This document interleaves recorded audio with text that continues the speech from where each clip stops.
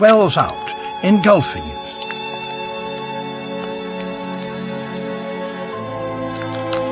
If the caterpillar isn't quick, it will drown, or find its jaws glued together. The plant's defense is so effective that only 1/3 of the monarch caterpillars make it through the first day. But the caterpillars that survive grow in size and strength.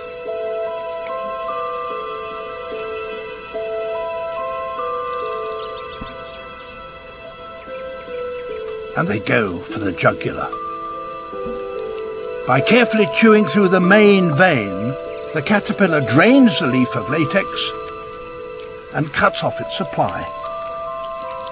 The milkweed's leaf is now defenseless, and the caterpillar eats in safety before preparing to pupate into a butterfly.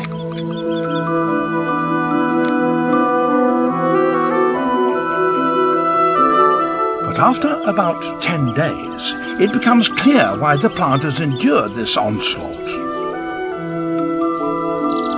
A newly hatched monarch simply can't resist the nectar-filled cups of the milkweed flowers. As it moves across the flower heads, its feet slide between grooves in the petals, where the flower's pollen sacs are waiting. As it flies off, the monarch's feet hook out the pollen and carry it to the next flower, and pollination is achieved.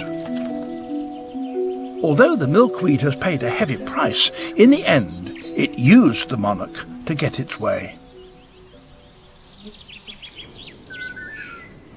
Here in Dominica, there's a plant that is so manipulative that it has enslaved its pollinator.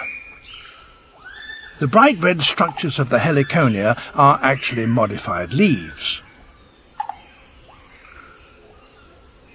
These are its flowers. They may be small, but they play a very important role, keeping nectar well guarded at the very bottom of their long stems.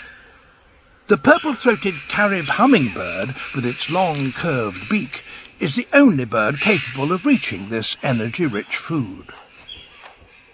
But cleverly, the heliconia rations the amount of nectar it produces to force the hummingbird into returning to the flower time and time again.